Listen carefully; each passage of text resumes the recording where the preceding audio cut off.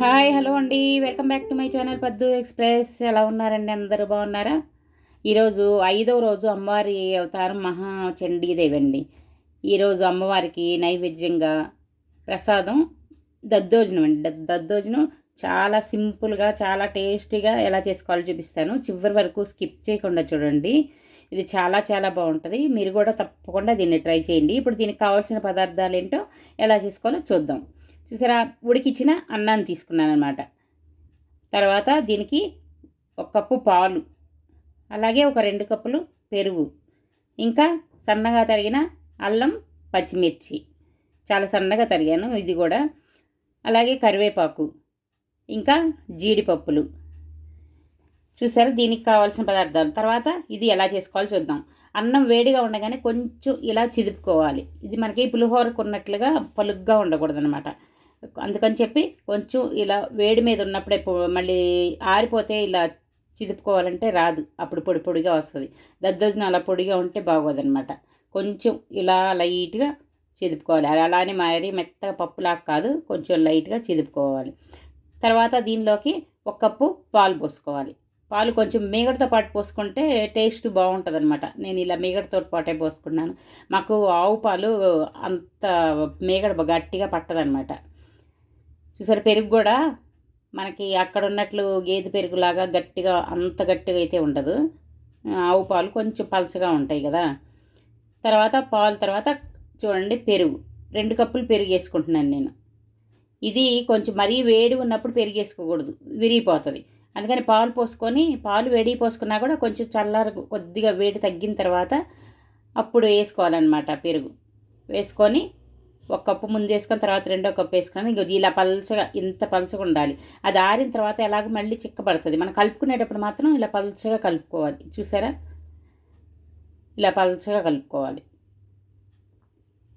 కలుపుకొని ఉప్పు కూడా ఇప్పుడు వేడి మీద ఇప్పుడు వేయకూడదు అనమాట. ఇప్పుడు వేస్తే ఇరిగిపోతాయి.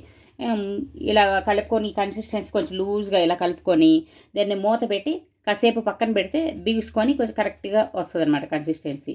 చూసారా, ఒక అరగంట, 1 గంట ఇలా పెట్టేసుకున్న తర్వాత దీన్ని తీస్తే ఇప్పుడు చూసారా అదంతా పీల్చుకొని ఇప్పుడు కరెక్ట్గా ఉంది కన్సిస్టెన్సీ. ఇలా ఉండాలన్నమాట. ఇప్పుడు దీనికి తాలింపు పెట్టుకుందాం. ఇది చల్లారిపోయింది కాబట్టి ఇప్పుడు ఉప్పు కూడా కలిపేసేసుకోవచ్చు. తర్వాత చూడండి, ఒక ప్యాన్ పెట్టుకొని ముందుగా శనగపప్పు వేసుకున్నాను. శనగపప్పు కొంచెం లైట్గా వేగిన తర్వాత దీనిలో కొంచెం ఆవాలు, అలాగే కొద్దిగా జీలకర్ర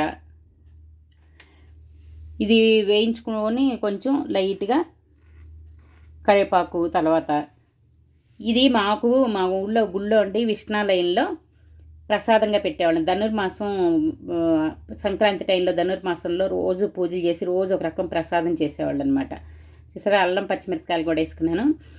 అలా పెట్టినప్పుడు మాది ఒక రోజు వచ్చేది, మాది భోగి రోజు వచ్చేదనమాట. మా టైంలో దద్దోజనం కనుక వస్తే అబ్బా ఎంత పండగలాగా ఉండేది. కానీ అక్కడ ఏదైనా పులిహోర చేసినా, పూర్ణాలు చేసినా అంత టేస్ట్గా చాలా బాగుండేయండి. ఎంత బాగుంటుందంటే అది పెద్దవాళ్ళు ఉన్నప్పుడు వాళ్ళైతే మాత్రం చాలా, అసలు అందరూ కలిసి చక్కగా చదివేవాళ్ళు కూడా ఎంత పెద్దగా చాలా బాగుండేది. అక్కడ చిన్నప్పుడు మా నాన్న మమ్మల్ని లేపి పొద్దున్నే తీసుకెళ్ళిపోయేవాళ్ళు. చూసారు, దీనిలో ఇంగు కూడా వేసుకున్నాను. జీడిపప్పులు, ఇంగు వేసుకుంటే చాలా చాలా బాగుంటుంది. ఒకసారి మీరు కూడా ట్రై చేయండి ఈ స్టైల్లో. ఆ పెద్దవాళ్ళందరూ పాపం ఇప్పుడు లేరండి. మేము తర్వాత పెళ్ళిళ్ళు చేసుకొని వేరే ఊళ్ళకి వచ్చిన తర్వాత వెళ్ళటం కూడా తగ్గిపోయింది. తర్వాత అసలు నిజంగా చిన్నప్పుడు అయితే ప్రసాదాల కోసమే వెళ్ళాలనిపించేదండి. అంత బాగుండేవి, చాలా చాలా బాగుండేవి. అక్కడ మాత్రం ఆ టేస్ట్ నేను ఇంకెక్కడా చూడలేదు, అంత బాగుండేది. ఇంక ఆ టేస్ట్ మాత్రం నేను ఇంకెక్కడ చూడలేదు. ఏదో నేను ట్రై చేస్తూ ఉండేదాన్ని, ఏదో ఆ టేస్ట్ ఎలా వస్తుందా అని. ఎలాగైనా వాళ్ళ సీక్రెట్స్ మనకు తెలియవు కదా, వాళ్ళు ఎలా చేస్తారో ఏంటో కదా.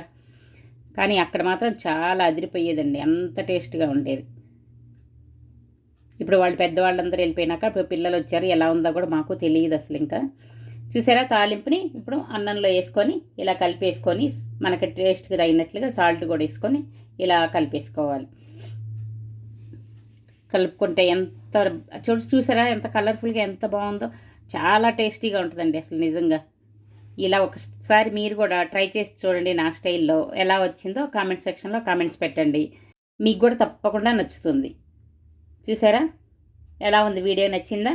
నచ్చితే ఇంకెందుకండి ఆలస్యం, లైక్ చేయండి, అలాగే మీ ఫ్రెండ్స్కి బంధువులు షేర్ చేయండి. ఇంకా సబ్స్క్రైబ్ చేసుకొని వాళ్ళు ఉంటే త్వరగా సబ్స్క్రైబ్ చేసుకోండి. ఇలాంటి వీడియోలు ఎన్నో చూడగలుగుతారు. మళ్ళీ ఇంకో వీడియోతో మీ ముందుకు వస్తాను. బై.